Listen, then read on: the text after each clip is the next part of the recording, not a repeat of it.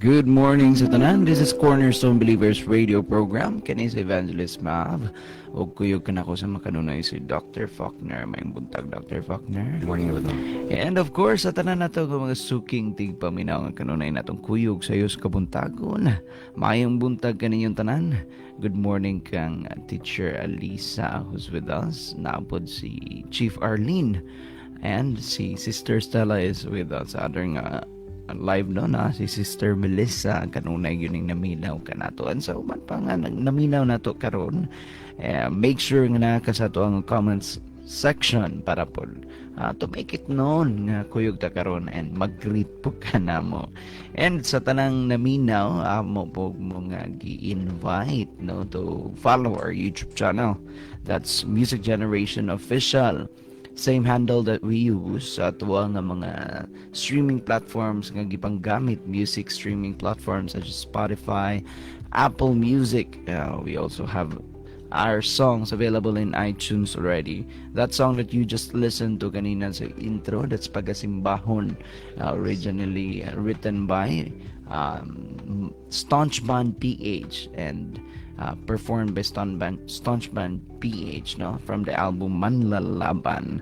And don't forget, of course, to follow our pages. We have CB Church Connect, Counterflow, Sips of Scriptures, and Unworldly Thoughts. And ato po rin congratulate Dr. Faulkner, no, ang ato ang mga winners sa ato ang successful nga Dance Chronicles which happened yesterday. Pagkanindot agad mga kaigsuuna, no, makalipay, makalingaw, kaanindot, no, sa mga talento nga gipadayag. Ato i-greet day ang ato ang mga participants and the champion, no. We have Ruach Moves, Anonymous Dance Crew, ang ato ang winners, no, Rabbi Moves, and ang champion ang Quick Sound Dance Crew. That's from Sibulan, no, maayo kayo. And if you wanna see yun sa nila na pagsayaw, no, na sa ato ang mga pages ato nang ibutang sa CB Church Connect na dito tanan nga live. And we would also like to thank ang mga batan-on, no, from Amlan, Tanhay, San Jose, also a dance crew from Mabinay nga ni Apilgyod, no, mga batan-on ni Apilgyod ug sayaw nagpagdayag sa ilahang mga talento. Sure ko kung mulantaw mo sa to ang video nga i-post, no, malingaw gid mo, malipay pud mo, and we are expecting no next year magkasaka na ni kay ato nang gipa nakita nato pagka nindot pagka mabungahon siya nga atong grand prize next year atong gisaka og 20,000 dako gyud Dr. Faulkner, no. So we're opening that contest to everyone actually, so pwede kayo mong mapil taas pa napisa ka tuig nga ma-prepare, no. Anyway, good morning. Okay, good morning. Ato sang sugdan ng ato ang programa pinagig mga pagampo sa dili pa ta mamati sa pulong sa Dios. Amo langit ng amahan, mitahod kami sa imuhang paggamhanan ug pagkalabaw sa tanan. You are great, mighty, sovereign, and powerful. And isalig kami nga ikaw mo ay source of wisdom, knowledge, understanding, source of life, the hope, the joy, the among kinahanglan. We pray, Father, nga dili usik nga mo ang time karon, ang moment karon sa giset na mo as moment to listen to your word. Guide us, teach us. Ug tabangi ang tanan amahan nga may gawas gikan sa mga bakak ug sa mga oppressions sa tanang mga pagdaog-daog sa yawa. Yes. Walay si bisan kinsa nga makadungog sa mensahe karon nga mao lang gihapon. Hinuon na dunay transformation. Adunay tinuod nga kausaban sa kinabuhi gikan sa bati ngadto sa pagka-Dios nun. Gikan sa pagkaulipon ni Satanas ngadto sa pagkaalagad ni Ginoong Hesus. Kini mahal mabutana ang gipangayo kanimo salamat usab sa kalipay. Mga awas sa amuang kasing-kasing nining kabuntagon nining adlaw. Salamat usab sa protection. Matapos nga mo tibok adlaw nga madaugon kami og daghang mga maayong mga testimonyo. Sa ngalan ni Jesucristo sa gahom sa espiritu sa pagkabalaan. Amen. Amen. Sige. Bitaw may mga higalay katingala nga ugma wala na pug ko. Gahapon wala ko gahapon tungod kay nag-prepare ko sa amo ang culmination sa amo ang Feast of the Churches. Then ugma madto na pug ko. Karong adlaw madto na pug ko Sikihor and babalik ko ugma na sa mga udto. So next nga kadlawon pag si Van Mabe na pudog kita yung kauban ni Ray. Balik ko mga Wednesday na sa kadlawon. Anyway, pagkapadayon kita sa ato ang series na itong topic sa Exodus chapter 5 na nata sa verse 11 to verse 18. Pwede ko basa Van Mabe sa English na translation. Okay, I'll be reading from NLT version, verse 11 to 18. Go and get it yourselves. Find it wherever you can, but you must produce just as many bricks as before. So the people scattered throughout the land of Egypt in search of a stubble to use as straw. Meanwhile, the Egyptians slave drivers continued to push hard. Meet your daily quota of bricks, just as you did. We provided you with straw, they demanded. Then they whipped the Israelite foremen they had put in charge of the crews. Why haven't you met your quotas either yesterday or today? They demanded. So the Israelite foremen went to Pharaoh and pleaded with him. Please, don't treat your servants like this, they begged. We are given no straw, but the slave drivers still demand, make bricks. We are being beaten, but it isn't our fault. Your own people are to blame. But Pharaoh shouted, you're just lazy. That's why you are saying, let us go and offer sacrifices to the Lord. Now, get back to work. No straw will be given to you, but you must still produce the full quota of bricks. Ganda kong problema. Kitang tanan mga higala, nagkatubang tag mga panahon ng mga higayon sa itong kinabuhi when our pursuit of God-aligned obedience collides with harsher realities. Naningkamot ka, tumas ka buton sa Diyos, unya ang imo na hinuong nasugamak na nun ka sa mga mas grabiha, mga harsh, palagot kayo, bati kayo nga pagtagad o pagtratar, nigkadako na hinuong ng pressure, or sometimes matubang ka. Reality ni siya, hindi ni siya ingon nga pasiyo ka ng probability, but passive kuan gini siya. It's a reality.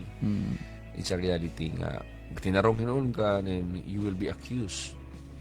And the more ka nag-justify, more accusations pa gyud imong madawat nimo. And slower outcomes than we hope. Ang imong gilauman dili na hunon mao ang imo ang na immediate nimo nga hitabo. So that's why mag-iskud ko ni kabuntagon karon og when deliverance feels delayed. Sa dihang ang imong kagawasan daw gibati na hinuon ka nga mudaw na langan. Nag-experience kay Nanay Banmav nga kalami-lami sa imong prayer, sa imong nga expectation nimo dayon ang imong immediate nimo, ang present nimo nga outcome kay dili man hinuon mao. Yeah. Tinon. Ako sang basahon sa Cebuan no, para mas masabtan bagyo ninyo kini. Matod ba sa bersikulo 11? Kamo na ang magkuha ni ini bisan asa apan mao gyapon gidaghanon sa tisa ang inyong himuon. Busa naloko pagsuroy sa mga Israelita ang tibuok Ehipto aron pagkuhag dagami.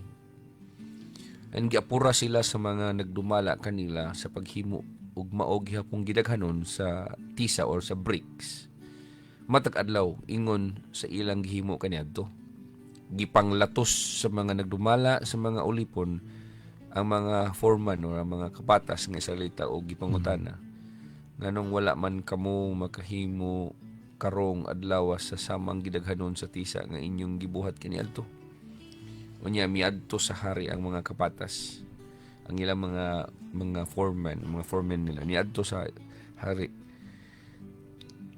ni kuan sila ni apila aron pagpadayag sa ilang mulo kamahalan nganong gibuhat naman kini kanamo wala na dagami nga gihatag kanamo apan gipabuhat gyapon kami tisa og gilatigo pagayod kami ang imong mga tao ang sad-an mitubag ang hari lazy mga tapulan kamo labihan kamo katapulan busa mihangyo kamo nga palakton aron maghalad ngadto sa Ginoo balik kamo sa inyong mga trabaho walay dagami nga ihatag kaninyo apan kinahanglan nga maghimo kamo sa samang gidaghanon nga mga tisa o mga bricks sa pagbasa pa lang nimo ni nga story unsa may magibati Well, nakita na ko ang naman po proper po nga response sa end sa mga Israelites because they tried to plead to the right person nga ilag yung hangyoon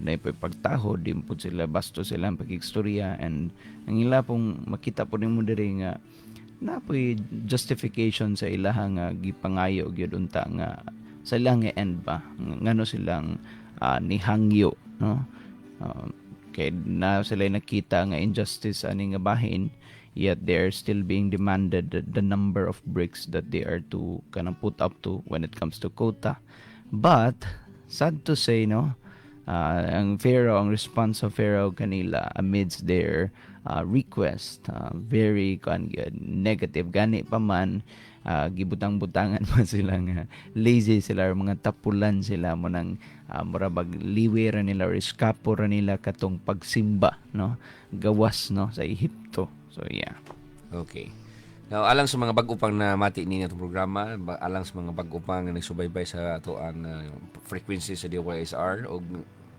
alang usab sa mo pag-join o paglantaw sa ato ang Facebook ng mga broadcast sa DYSR o sa kan Evangelist Marvin nga personal nga account. Taga mo na ako gamay nga context ni ini. Ang Israel mungod ni ining panahon na is nailalom sila sa mga pagdumala o pagbuot na ulipon sila sa Ehipto.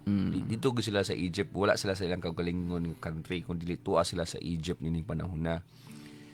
And nagagrabe nagkadugay ang ilang pagpuyo dito sa Ehipto nagkagrabe hinuon ang ilang mga pagdaog-daog nga nadawat gikan sila ang mga amo nga mga Ehiptohanon mo hinungdan nga nagpanawag sila tabang sa Dios ug tungod niini nadungog sa Dios ang ilang pagpakitabang ug mikanawog siya iyang espiritu iyang gipatawag iyang mismong tagaan og istorya tagaan niya og mensahe tagag komisyon gitagaan og sugo tahas si Moses uban sa tabang ni Aaron nga sugoon sila aron nga matubang sa hari sa Ehipto aron pabuhian ang mga katawhan nga mga Israelinhon or mga Hebreo.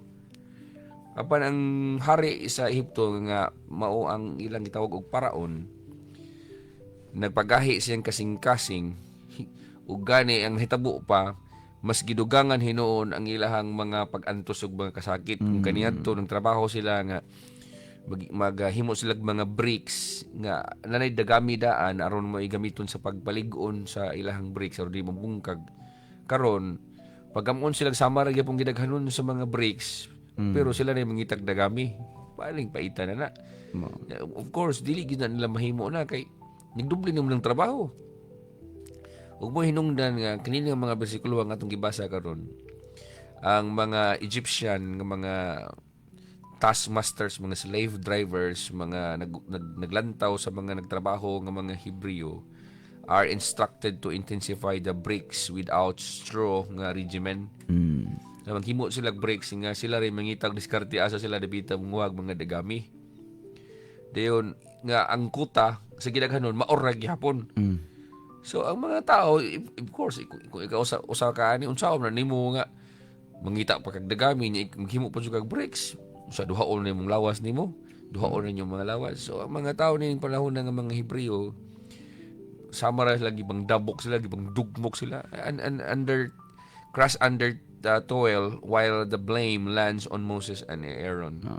So before ta mohatag sa mga tulo ka mga punto ni atong mensahe manghigala Ang ako nga pangutana nining mensahe nga imong hinuktukan karon mo ni unsaon man nimo pagrespondi, unsaon man nimo pagrespond sa dihang nituman hinuon ka sa kabuton sa Dios ug ang imong pagtuman mas nakapagrabe pa hinuon sa mga pag-antos nga imo ang nasinati nga gusto nimo mahunong, ha?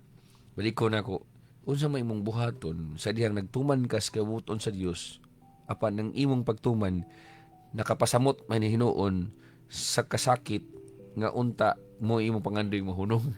Mm. So sa English ba, how do you respond when obedience seems to intensify the very suffering you seek to end? Mao pa imong pangandoy nimo mahunong ni, ning grabe may noon. Di lalim na siya. So ang uban na ma-discourage na mingon siya nang nisulod din to sa Ginoo ni samot hinuon ko ginani.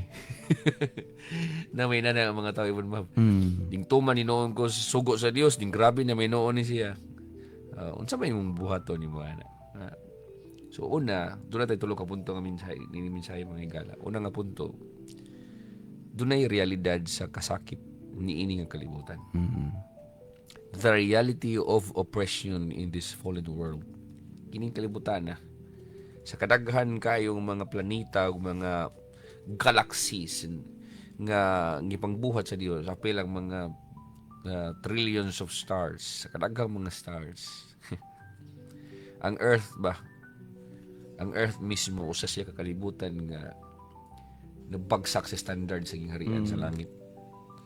Ug tungod niini ang mga tao nining kalibutan ang the way tamo hunahuna kung dili ta mamatis pulong sa Dios pinataka tatanan.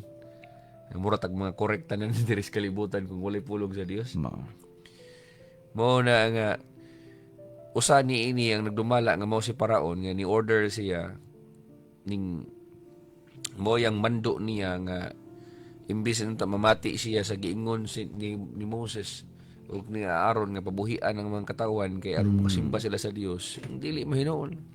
Sama ra man gyapon ibon mab sa atong mga tag-iyag mga kumpanya karon sa Pilipinas, kini sa kalibutan. Bisag Domingong dako ting simba magsige ra pog negosyo. Mao. Klaro ang Giyos Biblia nga Sunday is Lord's Day, tungod kay sige ang iapas kwarta, sige la kwarta kay gusto mga hakog ug mga kwarta, sige ra kwarta. Ang tindahan ablihan gyud sa Domingo. Domingo kanit ting simba na si Ginoo nya ngano man ang di mo manimba. Mura wag nya musuko pag ilang empleyado nga mosimba.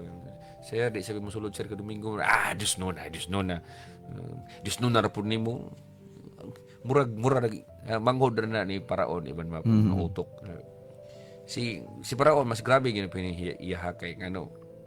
Ang iya mong pagsugo nga dublihon hinuon mangit ang unsay kuta sa bricks or sa tisa nga ilang pagabuhaton nila i-produce nila nya pala sila na mangitag mga dagami, sila na mangitag mga straw.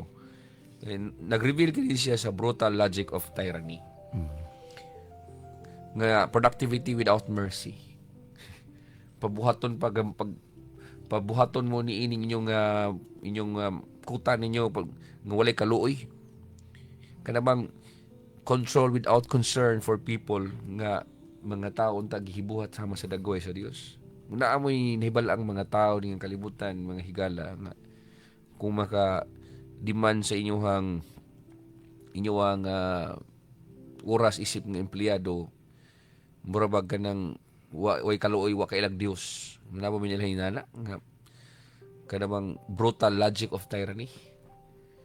Grabe mo daog-daog na ay pang abi kinaas posisyon murag kinsa nga magasugo nga walay kaluoy. Kitang tanan namo ko tay mga assignment sa Ginoo. Kitang tanan natay pabuhat ng mga lagat sa Ginoo. Dili sa tanang panahon nga natay suhol ning kalibutan na labi na ministry ta mag-serve ta sa Ginoo. Pero kanang inani bitaw nga hangyo na ganin na gitinarong na ginaghangyo nga Dios gid mismo mo kasugo nga pabuhian ni sila mga tawhan na kay aron nga mosimba didto. Gingnan man sila evangelist nga mga tapulan. Mga tapulan mo nang ganahan mo mulikay na ng trabaho. Dobliho dino ng inyong mga kahago. Kuy. So, sukod sa dili, kani ang point number 1 iban ma, the reality of oppression in a fallen world. Naagi din siya. Tinuod kani siya. Unsay madugang ni Maria? well, makita na to nga naagi po'y no matter how good you're doing or seem to be doing, makita na to nga naagi mga tao nga gitawag nga tyrants or people nga who shows no mercy to people nga subject kanila, gani man to such point nga the things that they do may exploit already a certain nato nga mga rights. You may be that certain someone karon nga naa ka sa situation nga murag a certain person or murag ibutang lang nato a tyrant. There's a certain tyrant in your life nga who seems to be oppressing, no? Say for example, you're in a work tapos mananghid ka kay lagi ganahan kang musimba og kaning Sunday. I've heard that manggod sa mga especially sa mga young professionals nga samutan na noon ang ilahang trabaho, dugangan na noon ang ilahang trabaho, all the more sila nga dili kasimba. So magkita na ko nga well nagyud ay mga tao nga mukos og ginang klaseng oppression or So how to manage that is definitely nanginahanglan nid og wisdom anang bahina. It's something relevant kayo kanaturong panahon na, especially everywhere around us. It may be a situation, it may be your job, it may be a person. There's a certain tyrant karon sa ato ang kinabuhi. Si Moses ug si Aaron mga gala are confronted with the mismatch between divine mission and human futility. Ang sugo nila sugo ikan sa Dios. Apan unsa po ning kuaning tao nga naamon po'y tulbutulig bagbag nga mga pangutok sa tao. So ang ilang calling, ang ilang tawag ikan sa Dios is to declare deliverance and salvation, ipabuhian ang mga tao nga mga Israelita gikan sa mga Ehiptohanon. But the immediate human result is harsher nga bondage. Mas ni grabe hinoon. So unsa may mo nga pag-apply na sa personal nga kinabuhi kung ganahan gyud kani mamati ninyo. Unsa man na kay wala man kani lalom dili man ka Israelita karon. Yun ani ni siya. Sa dihang mutuman ka sa Dios, niya ang imong pagtuman nagkagrabe hinoon imbes na nagampo inon ka nga ang imong amo or ang imong baka nga ang imong tita o tito nimo paboran ka kay Dios nun ang imong gibuhat, mas nigrabe hinuon gisilutan hinuon ka ni samot na hinuonog ka kabati nigsamot noon kamangtas ang imong tito or imong tita or imong igsuon maka nga gitinarong mo ta ka buhat kas kamot nun sa Dios. Don't assume nga ang Dios napakyas. We acknowledge that spiritual warfare and fallen systems can intensify before deliverance. Angay kang masayod niya na nga buhat na siya sa Yawa nga ang spirituhanon nga gubat ug ang pamaagi ning kalibutan na mugara gyud na sila kay maningkamot gyud silang mapugnan, pero ang nakanindot lang ang Dios mananaog, ang Dios mudaog sa unahan. Ay lag kaluya, ay lag ka discourage kay tabangan rin ka sa Dios sa unahan nga mo lampos gyud ka nga mahigawas gyud ka gikan sa imuhang mga kalisdanan. Mao na ako pagdasig nimo. Ikaduha, Evangelist Mav, the limits of human solutions and the sufficiency of God. Unsa may balik ko na ko, the limits of human solutions and the sufficiency of God. Ang mga limits, ang mga paglimitar o ang mga limitasyon sa pamaagi sa tao o ang pagkaigo pagka-sufficiency sa Dios, ang yang pagka-insakto na sa atong kinabuhi, yung pagka-pasigo, ang pagkaigo na sa atong kinabuhi. Walay makulang na to. Pag biyotong sufficient, walay makulang. Basta diha ang Dios, na ang Dios. So, ang strategy is simple kayo. Nga, gingnan sila, ingon ang Dios gingnan si Moses sa Dios nga, ingnan ang paraon nga, let my people go. Paadto ang ako mga katawan dito sa kamingawan aron musimba ka nako. Di ba sayo na kay ma'am? Ang message, ang strategy sayo na kasnanan. Let my people go. Pero ang response ni Paraon baling ilara. His response demonstrates that human political power cannot produce true freedom. Human political power. Daghang mga tao karon siguro na, Lord, paita sa mga kinabuhi Ginoo. Ngano man ni Lord, tagay mi Ginoo bagong presidente nga kuha, tagay mi bagong nga leader nga kuha, Lord. Portugalan ka nako.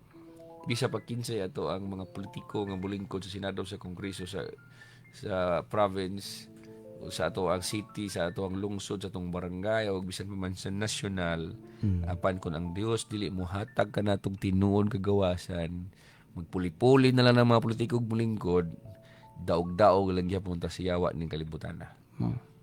So the event foreshadows a larger pattern. Kaning pangitabo kaning pangitabo sa Biblia nga makita nimo, nagsama kini siya sa anino nga naghatag natog idea bitaw nga ang mga human strategies di ay ang mga pamaagi nga tinawhanon, like mga talks, mga negotiations, mga bagong balaod, panday dire, panday dito, ilisan ang mga contractors, so ilisan ang mga congressman, ilisan ang mga senators, kanang tanan mapakyas na siya, bisag pila makabuk presidente sa Pilipinas, kanang tanan mapakyas na siya, where only God's intervention proves sufficient. Ang Dios lamang gyud may maghatag natong tinuod nga kagawasan. Ang Dios may maghatag natong tinuod nga kasulbaran. Kung doon naman kayo mga tao sa kalibutan nga makaingon ta nga nanindot ang kinabuhi tungod ng tawhan na gigamit lang na siya sa Dios. Apan ko ng Dios dili mo tabang nimo, wag gyud kay kagawasan nining kalibutan sa tanang kasakit nimo. So unsa may application take away na to ning gabuntagon mga higala. Dasigon man ako nga our best human plans may be necessary but insufficient. We must depend on God's sovereignty, powers, and means nga iyahang gi-ordain diri kanato. Akong Bisaya, ang pinakamaayo nga atong ginuhuna nga plan, yes, makaingon man ta siya nga importante na kinahanglan na siya apan dili na siya igo. Kinahanglan kitang musalig sa Dios sa iyang pagkalabaw sa tanan. Musalig ta siyang gahom, musalig ta siyang milagro, ug musalig ta sa iyang mga pamaagi. Sama sa mga milagro, sama sa iyang paghikap sa mga tao o sa kaluoy na mercy. Dayon apil pod ni ana nga mangita siya pamaagi na to nga makalahutay ta nga bisan gisupak-supak ta, gidaog-daog ta, gibangga na ta, matingala ka makalahutay ra man gyapon ka, maka-persevere lang gyapon ka, kana siya trabaho na sa Dios. Kay kung di ka tagaan sa Dios og kusog, dali ra kang maluya, dali ra kami una kag di na ko pero katagan nga sa Ginoo kusog para makalahutay ka sa pagsagubang sa imong mga hagit sa kinabuhi. Bisan kana di ay kusugan na di nagikan nimo, gikan na siya sa Dios. Katapusan mga higala ay ipalihog sa ko review even Mav. Number one, or the first point that is the reality of oppression in this fallen world. Ikadua is the limits of human solutions and the sufficiency of God. Third, mga higala, faithful perseverance and hope in God's deliverance. Faithful perseverance and hope in God's deliverance. Ang pagkamatinumanon nga paglahutay o paglaom diha sa kagawasan sa Dios. Diba sumala sa itong gibasa ganina nga si Moses o si Aaron ng ilahang mission na kita na mo na remain nga intact, wa ginawala. Their integrity is not crushed by Pharaoh's oppression or the people's frustration. Ang paraon mismo ningon sa dugangan na to ng inyong mga ang kasakit sa mga tao, dahil ang mga tao po mismo imbis na malipay sila Iban Mav na frustrated na minun sila, dili biya lalim Iban Mav nga ikaw ang leader, ikaw mo nangusog, ikaw mo nagkumbinsi nila nga musalig sa imuhang leadership nimo. Dayon pag adto nimo, pag atubang nimo ni paraon, ang paraon na suko yun sa mga tapulan mo nang di na mo ganan mo trabaho mo kuan mo mulakaw mo kay para lang mo simba mo dito. Mga tapulan mo, dugangan hinuon pa, trabahoan sila balik, wala ding approve ang paraon ni Evangelist Mav. Now, if usa ka sa mga tao, Ivan Mav, nga nakadungog niya na, nga ang imong leader, nga imong gituuhan, nga mutabang ang tani mo hatag ni mong gagawasan, gibalibaran, way nahimo. Ma-frustrated siguro ka, Ivan Mav. Napay uban na masuko, yung way klaro din tawanan, piki din tawanan. Scam ning tawanan niya. Udi ingon siya silugo siya sa Ginoo, wa man lagi ni natabo lagi. Ni grabe man noon So dunay posibilidad Iban Mav nga inaana ang sinultian sa mga tao. True. Ano sa may buhaton ni mga naiwan, ma'am? Kung ikaw na usa sa mga leaders karon nga kasing-kasing kang nituman sa kabuton sa Ginoo nya gibabagan minon kan the more Ginoo naggrabe. Ha? So muna akong masulti higala. The passage man good points toward God's eventual deliverance. Makita ni mo na siya nga sa unahan higawas man gid sila ang mga katawhan. And this reminds us that even when outcomes are not visible, wala na pasabot nga karon dayon kita nimo resulta ng ala diha dayon, pero ako kang sultian nga relax lang diha, bisag wala pa kita sa immediate nga outcome nga unsay gusto nimo nga pangandon nimo kagawasan, ayo sa ka frustrate, ayo sa kaluya, ayo sa ditsug yaw-yaw sa imong leader, ha?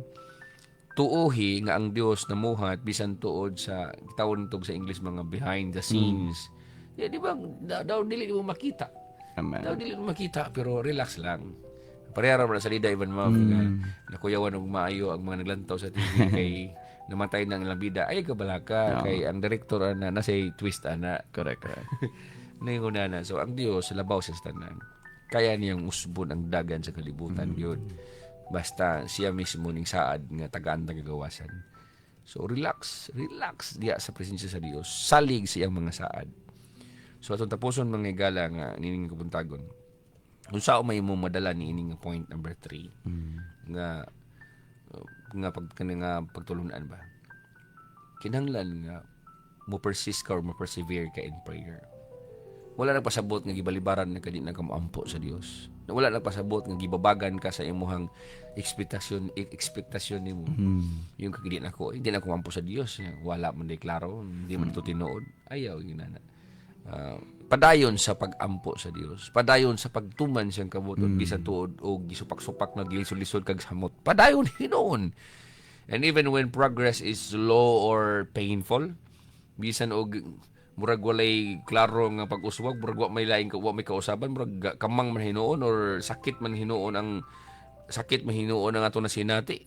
Imbis hinuon nga makuhaan na nga to ang mga pag-antos ng sigtrabaho og mga bricks nadugangan hinuon bisan pa. Padayon diha sa pag-ampo og pagtuman sa kabuton sa Dios. Og salig sa timing sa Dios og siyang mga methods. Tungod kay iyang timing ug iyang methods will bring about freedom and His glory. Ang Dios dunay siya insaktong timing. Amen. Ug aduna siya methods niini nga munganga na lang kas unahan. So ayog ka discourage kung naman kay gatubang karon nga daw dili mao sa imong gipangayo og saad sa Dios. Padayon lang sa pagtuog pagsalig sa Ginoo kay dili jud ka pasagdan niya. Manghigala, mao lamang ka na ang atong minsan kabuntagon. Salamat sa iyong pagkauban. Ang Diyos magapanalangin sa inyong adlaw. God bless you.